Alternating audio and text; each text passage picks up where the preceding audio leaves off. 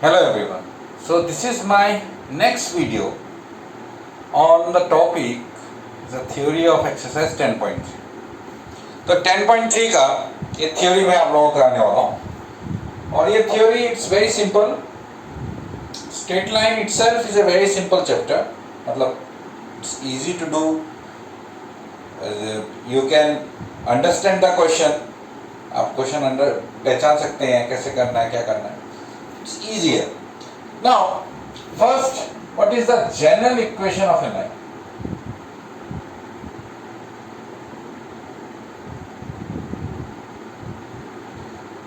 The general equation of a line are in this form: ax plus by equal to c, or plus c equal to 0. You can write in any manner. आप जैसे भी लिखे चलता है. ax plus by plus c equal to 0. तो इसका मतलब क्या है? इसका मतलब है से you have equation 2x minus 3y. After calculation ऐसा मिल गया तो आप इसको 2x minus 3y minus 7 equal to 0. तो 7 को यहाँ लेके आ गए, सब एक तरफ लेके आ गए तो ये अपने आप इस फॉर्म में आ गया. मतलब उसको अगर थोड़ा सिंप्लीफाई करेंगे हम लोग जो भी निकालते थे. So you simplify it, bring it to everything to one side and it will change into this form. Is the general equation of a line. Now general equation of a line can be expressed in different form. मतलब उसको अलग अलग form में हम लोग उसको ले जा सकते हैं. क्या फॉर्म है? फॉर्म नंबर 1 है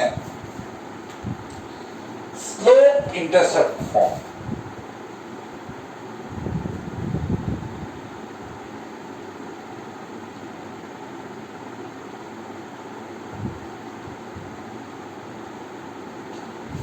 If you remember, it was y equal to mx plus c.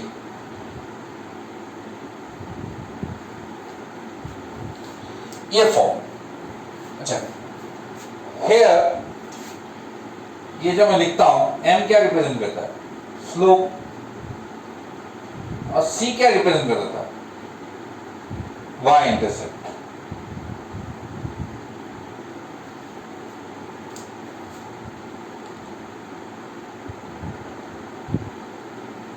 If you remember, ये मैंने आपको सेकेंड एक्सरसाइज में बताया था.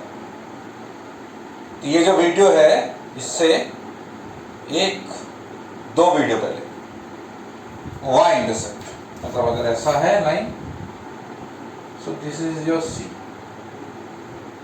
या लाइन अगर ऐसा है, so this is your c. ये c है, ये ओरिजिन है, ये x एक्सिस, ये y एक्सिस. ओरिजिन x, इसको c बोलते हैं हम लोग, y इंटरसेप्ट. तो इस इक्वेशन को हम इस फॉर्म में ले जा सकते हैं. तो उसके लिए क्या करना होगा? ax plus by plus c को इधर ले गया माइनस c. अच्छा, ये वाला c स्मॉल c लिया मैंने, तो ये दोनों एक सेम नहीं है, अलग अलग है. So don't get confused. उसके बाद में अगर मेरे को इस फॉर्म में लेके जाना है तो y वाले टर्म को एक तरफ रखना है, बाकी सब एक तरफ लेके जाना है. तो by equal to minus ax minus. This implies अगर b 0 नहीं हुआ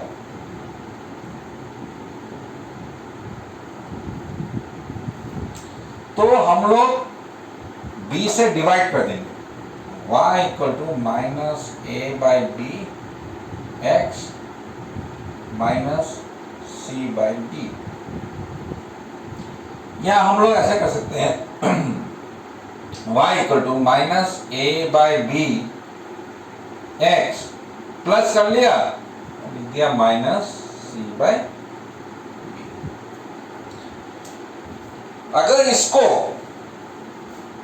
हम लोग इसके साथ कंपेयर करें इस इक्वेशन को, तो स्लोप ऑफ लाइन m क्या होगा पता है ना? ये m कहां? x के साथ वाला टर्म. यहाँ x के साथ में क्या है? Minus a by B. And y intercept क्या होगा? y इंटरसेप्ट मतलब है स्मॉल c का value,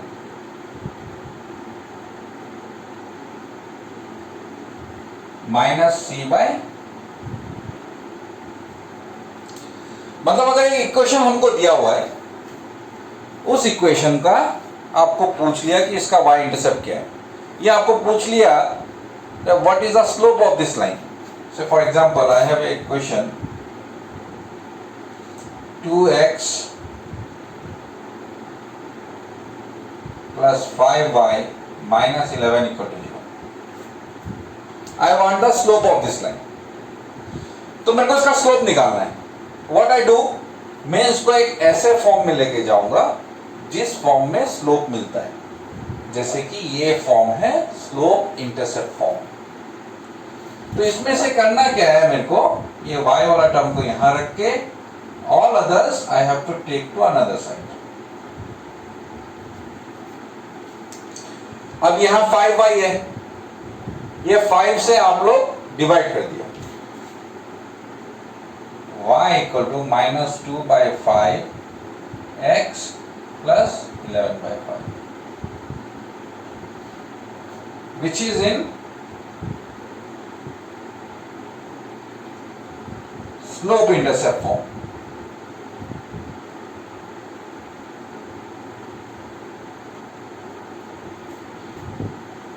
Therefore slope of line m क्या होगा, x के साथ वाला term -2/5, y intercept small c क्या होगा 11/5. बस दिस इज आंसर. तो ये आप ऐसे निकाल सकते हैं. So it's very simple. सिर्फ आपको उस फॉर्म में लेके आना है. नाउ इस जनरल इक्वेशन को हम दूसरे और भी और दो मेथड है उसमें हम लोग चेंज कर सकते हैं. So will move to the second one. Second one is only intercept form.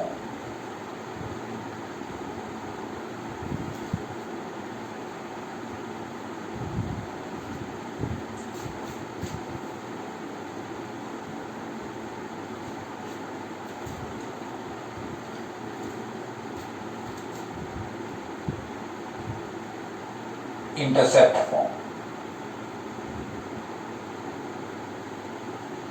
Intercept form कौन सा था, x/a plus y/b equal to 1.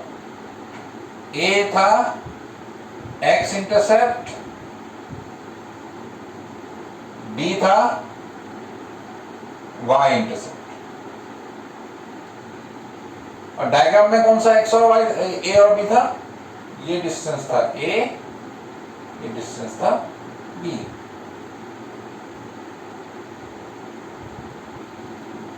x intercept, ये a का वैल्यू, ये b का वैल्यू. अब इस इक्वेशन को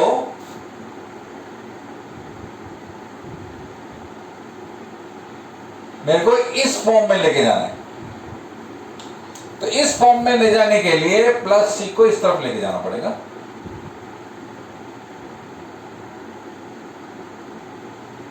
ये मेरा बन गया -c. उसके बाद में -c से डिवाइड करना होगा. c not equal to 0. c अगर 0 नहीं हुआ तो ax by -c plus by by -c equal to 1. मतलब यहां मेरे को 1 लाना होगा ना राइट हैंड साइड में, तो ये लेके आ गया. उसके बाद में x/a ऐसे होना चाहिए. यहां तो ax है, तो हम क्या करेंगे, ये x है ना, इस a को डिवीजन में ले आएंगे.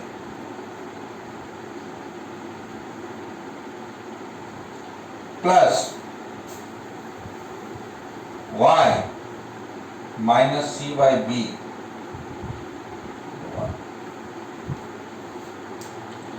तो ये हो गया आपका इंटरसेप्ट फॉर्म. इस इंटरसेप्ट फॉर्म में x कौन सा है, और ए कौन सा है और बी कौन सा है? X intercept. X intercept small A हो गया मेरा minus C by capital A, Y intercept small B हो गया मेरा माइनस सी बाय बी।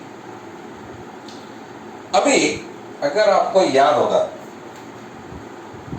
इससे पहला वाला जो टॉपिक था उसमें मैंने इसको चेंज किया था y equal to M X plus C form में। ये c का मतलब था y इंटरसेप्ट।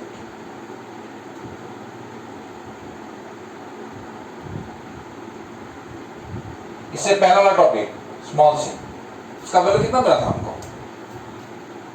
याद है?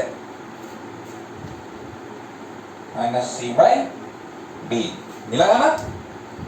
यहां पे मेरे को y इंटरसेप्ट भी मिला है माइनस सी बाई बी। तो y इंटरसेप्ट निकालने का मेरे पास में दो तरीका है। आइदर आप लोग पहला वाला स्लोप इंटरसेप्ट फॉर्म में चेंज करो और you change into this form only intercept form, then you will get y intercept. तो ये आपको जो इंफॉर्मेशन होगा, जो चाहिए होगा, वो आपको निकालना है। Example 3x minus 4y is equal to 50 या प्लस 15 इक्वल टू 0। तो आपने लिखा 3x minus 4y equal to minus 15, 3x by minus 15 minus 4y by minus 15 to 1, minus 15 divide में लेके आ गए दोनों में, ये कैंसिल किया तो x by माइनस 5, ये माइनस माइनस प्लस बन गया y। ये जो 4 है ना, इसको डिवीजन में लिख सकते हैं 15 by 4। तो ये y डिवाइड 15 by 4 को हम लोग ऐसे लिखते थे ना, y इंटू 4 by 15। तो 4y by 15 होगा कि नहीं? ये तो उल्टा लिखा है मैंने, ये 4y by 15 मिला मेरे को। सेम थिंग, तो डिवाइड मैंने ऐसे हम लोग लिख सकते हैं। तो x intercept this is in, आप लिख लीजिए this is in intercept form. x intercept हो गया -5, y intercept is equal to 15 by 4।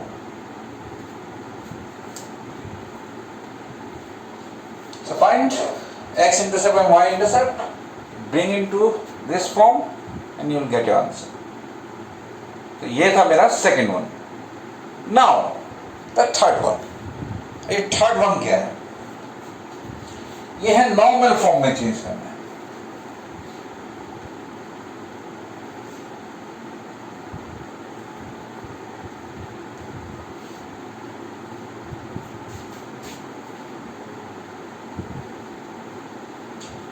और ये जो नॉर्मल फॉर्म वाला है ना, ये थोड़ा सा ट्रिकी है, मतलब थोड़ा टेक्निकल है। Number 3 is your normal form. अब नॉर्मल फॉर्म कौन सा था, मैं फिर आपको याद दिलाता हूं। ये था मेरा x cos omega plus y sin omega equal to p। p था perpendicular distance of line from origin, and omega था angle made by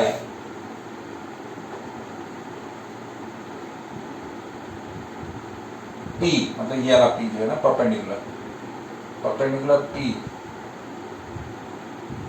with positive direction of x-axis measuring anti-clockwise।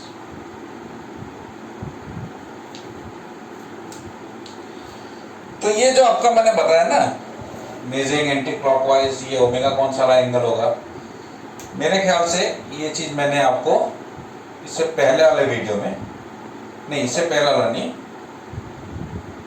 इससे पहले उससे पहले वाला वीडियो, उसमें मैंने आपको इसका प्रूफ भी दिखाया था ओमेगा कौन सा एंगल होगा। सिर्फ मैं एक एग्जांपल, उसमें 4 मैंने डायग्राम बनाए थे डिफरेंट टाइप। एक ऐसा हुआ तो ये परपेंडिकुलर हुआ, लाइन का इक्वेशन, इस लाइन का इक्वेशन निकालना है, तो ये P है, ये परपेंडिकुलर है, ये एंगल ओमेगा, और ओमेगा का वैल्यू लाइन बिटवीन 0 to 360।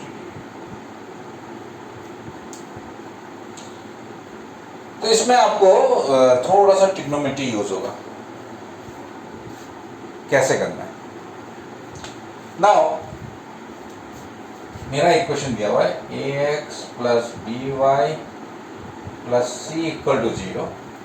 तो इसको मैं लिखूंगा either ax plus by equal to minus c और minus ax minus by equal to c।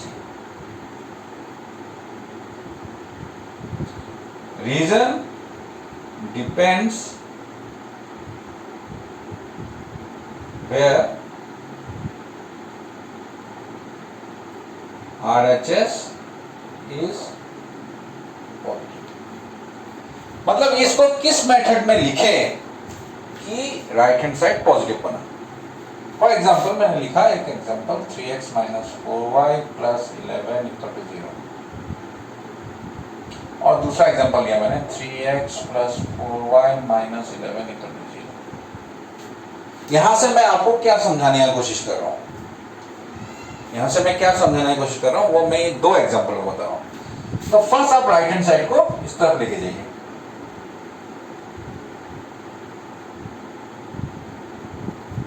ठीक है। राइट हैंड साइड पॉजिटिव है या नेगेटिव? अगर नेगेटिव है तो आपको राइट हैंड साइड को पॉजिटिव बनाना ही पड़ेगा। You have to make right hand side positive. तो इसका मतलब अगर मेरे को यस को पॉजिटिव बनाना है तो इसका साइन चेंज करना होगा।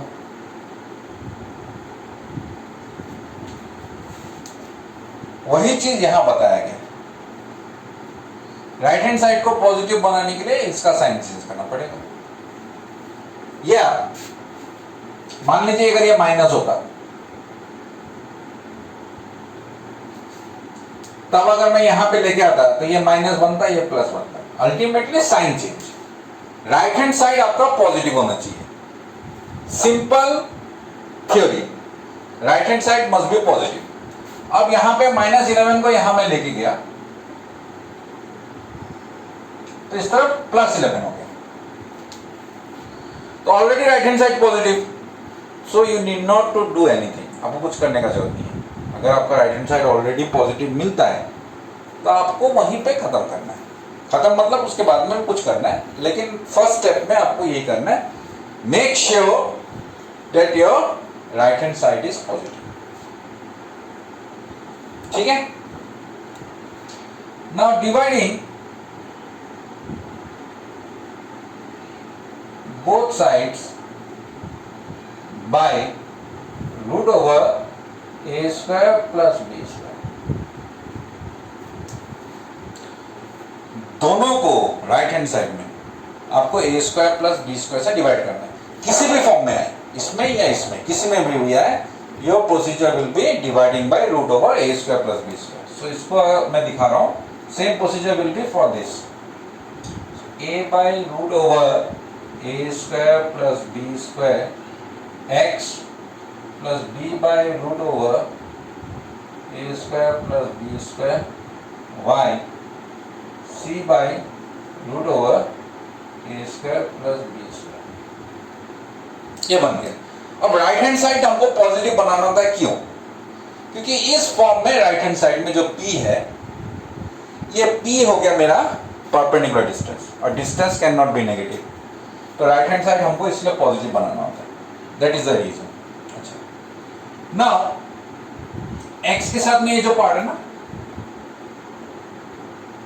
और y के साथ में ये जो पार्ट है, this take as let cos omega, कि इस फॉर्म में ये x cos ओमेगा था, x के साथ में cos ओमेगा था, तो cos ओमेगा आप इसको मानिए a by root over A square plus B square. y के साथ में जो होगा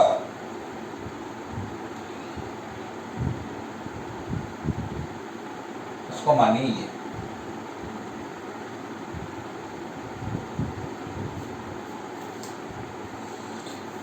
ए पॉजिटिव है नेगेटिव है दैट वी डोंट नो, वो हमको पता नहीं है, कुछ भी हो सकता है। So observe the sign of both cos omega and sine omega, दोनों का आप साइन देखिए, पॉजिटिव नेगेटिव चेक कर लीजिए एंड डिसाइड वेयर ओमेगा, या डिसाइड इन विच क्वाड्रेंट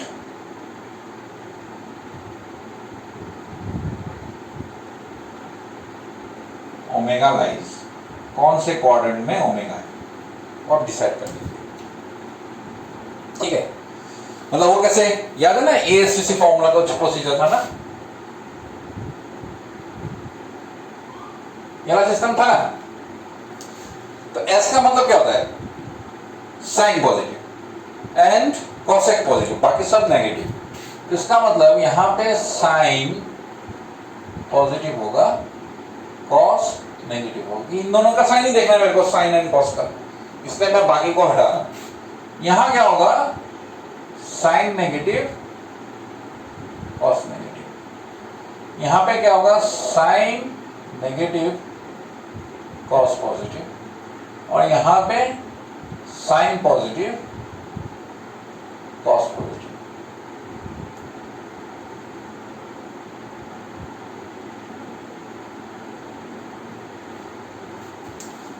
तो वो देख के आपको पता चल जाएगा कौन से क्वाड्रेंट में है। इसके बाद में आपको एक डायग्राम याद रखना होगा, every quadrant has some address, उसका एक एड्रेस है, इसका एड्रेस है मेरा अल्फा। ठीक है, आप एड्रेस याद रखिए, मैं एग्जांपल दिखाऊंगा तो आपको समझ में आएगा कि कैसे करना है। इसका एड्रेस होगा 180 माइनस अल्फा, मतलब ये 180 डिग्री है ना, यहां से हमेशा वैसे रोटेट होता है, तो 180 माइनस अल्फा, ये मेरा होगा 180 डिग्री प्लस अल्फा, और ये मेरा होगा 360 डिग्री माइनस अल्फा। ये आप याद रखिए। ठीक है, अब अल्फा क्या होगा, अल्फा का वैल्यू होगा, या tan अल्फा का वैल्यू होगा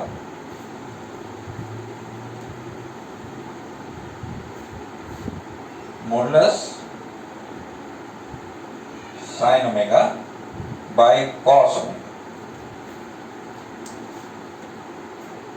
या modulus B by A.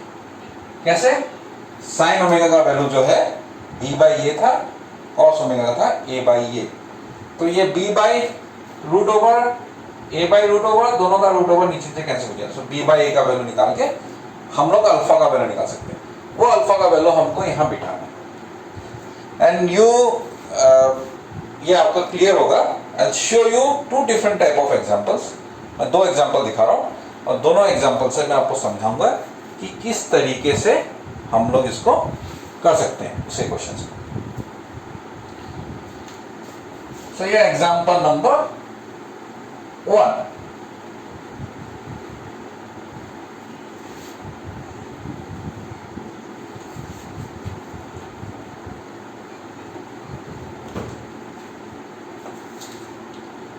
Example 1, change into normal form.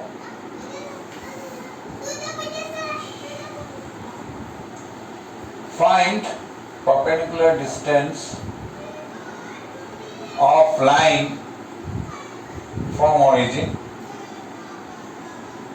and angle made by perpendicular with positive direction of x axis. ये मैंने शॉर्ट में लिखा है, इस इन द शॉर्ट फॉर्म. मतलब अल्टीमेटली जब हम लोग नॉर्मल फॉर्म में चेंज करेंगे,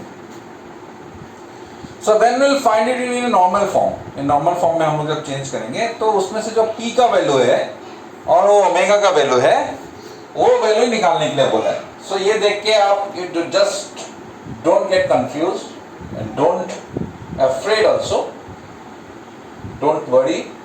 तो ये आपको p और ओमेगा का वैल्यू निकालने बोला है. सो मान लीजिए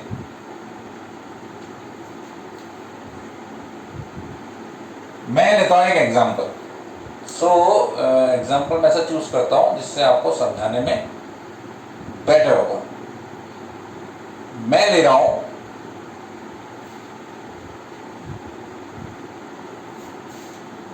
-√3x + y + 15 = 0. इस इक्वेशन को करना है. तो फर्स्ट क्या करना है आपको, कांस्टेंट को right hand side -√3x + y = -15. Right hand side अगर negative, you have to make it positive. This implies, तो इसको अगर पॉजिटिव बनाया मैंने 15 -15 से 15 बनाया, तो इन दोनों का साइन चेंज होगा. √3x - y = 15. ठीक है. अब here a हो गया मेरा √3, b = हो गया मेरा 1. ठीक है, या -1 ले लो. So dividing both sides by √a² + b². तो मैंने कहा था कि हमेशा आपको करना होगा ऐसे ही. मतलब a² हो गया √3 का स्क्वायर प्लस -1 का स्क्वायर. ये हो गया मेरा √3 का स्क्वायर मतलब 3 + 1 √4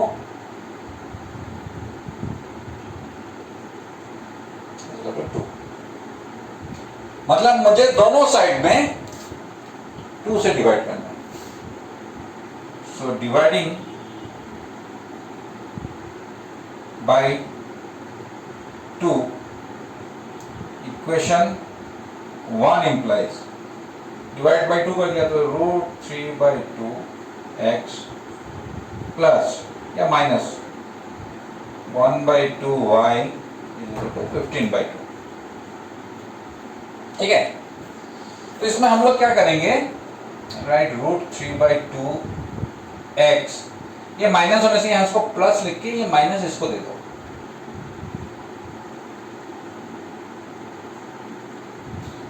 ये आपका p का वैल्यू है.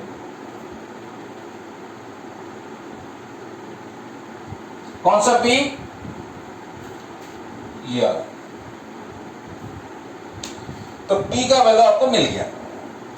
दूसरा आपको जो निकालना होता है वो है आपको ओमेगा का वैल्यू निकालना है. तो ओमेगा का वैल्यू निकालने के लिए करेंगे let cos omega sin omega. cos omega और sin ओमेगा. cos ओमेगा कौन सा? That is with x. x के साथ में क्या है? √3/2.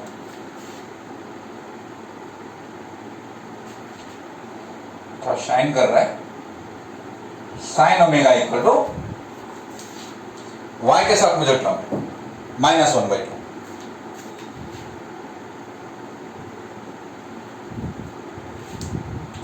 अभी पॉजिटिव नेगेटिव चेक करना है. इससे मेरे को कौन से क्वाड्रेंट में होगा ये मुझे पता करना है. here cos omega greater than 0 मतलब positive and sin omega is less than 0 negative. cos positive है, sin नेगेटिव है, तो cos पॉजिटिव sin नेगेटिव, ये ओमेगा कहां होगा इसका मतलब? sin negative cos positive, fourth quadrant, omega is इन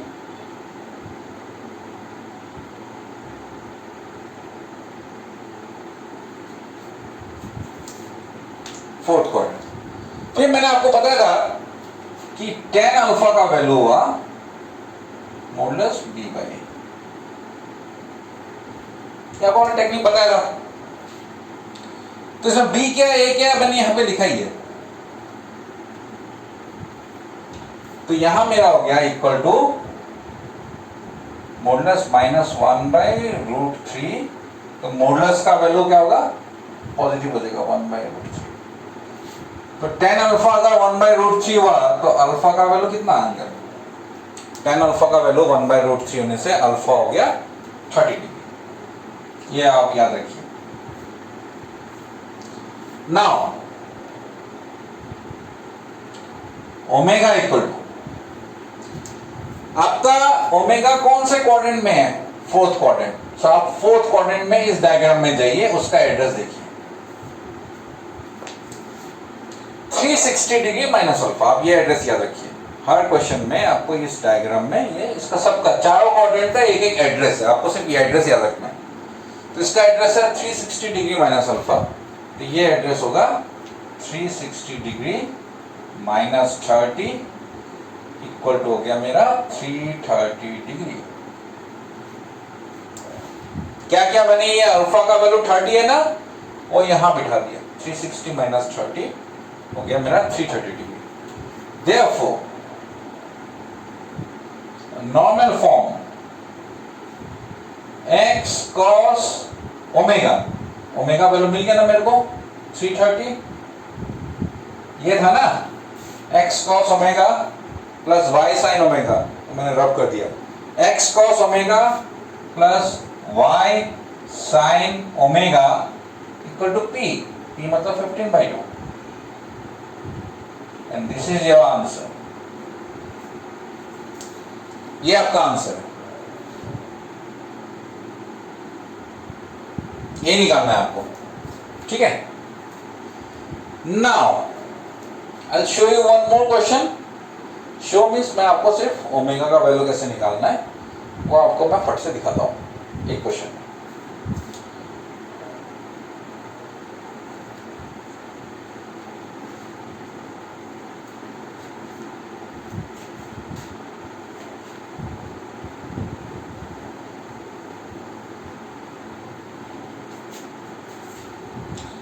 जैसे मान लीजिए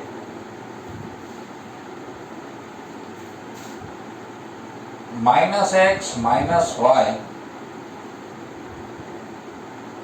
-13 इक्वल टू 0, ये क्वेश्चन। तो आपका कांस्टेंट इस तरफ लगेगा 13 -x -y, right hand side is positive, तो राइट हैंड साइड पॉजिटिव, तो आपको कुछ साइन चेंज करने का जरूरत नहीं है, ये वैसे का वैसे ही रहेगा। Here x के साथ में जो नंबर है वो a है, y के साथ में जो है वो b है। So dividing equation 1 by √a² plus b², तो √1² प्लस -1² √2। तो मेरा ये बन जाएगा, √2 से डिवाइड करना है, तो -1/√2x,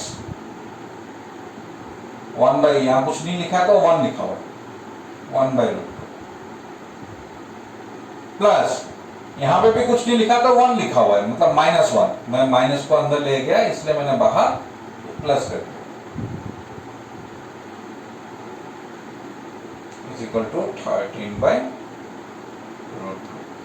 ये तो मुझे p का वैल्यू मिल गया। लेट cos omega equal to -1/√2। cos omega कौन सा होता है? हमेशा x के साथ वाला टर्म। एंड sin ओमेगा मेरा हो गया y के साथ वाला टर्म। अब ये दोनों टर्म देखो positive negative, so here both are negative, दोनों नेगेटिव है। So cos here cos omega negative, sin omega negative. Therefore omega is in, कहां पे होगा? कौन से क्वाड्रेंट में? sin negative cos negative both negative होता है। ये थर्ड क्वाड्रेंट में 10 जहां पॉजिटिव होता है, ASTC में T जहां पे होता है। So that is in third quadrant. अब थर्ड क्वाड्रेंट का एड्रेस क्या था? 180 प्लस अल्फा। तो उसके लिए मुझे अल्फा निकालना होगा। Where 10 alpha equal to modulus p/a। ये फॉर्मूला याद रखिए, मतलब modulus of -1/-1 equal to modulus of 1। This implies 10 alpha equal to 1। 10 alpha 1 होगा, यहां लिख देता हूं। 10 अल्फा इक्वल टू 1, अल्फा बन गया मेरा 45 degree.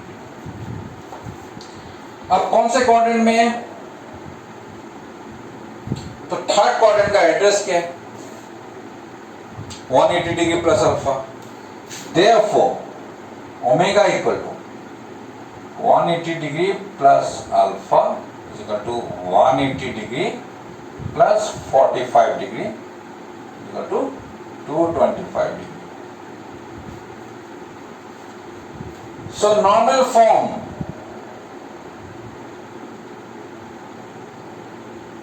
x cos omega plus y sin omega equal to p।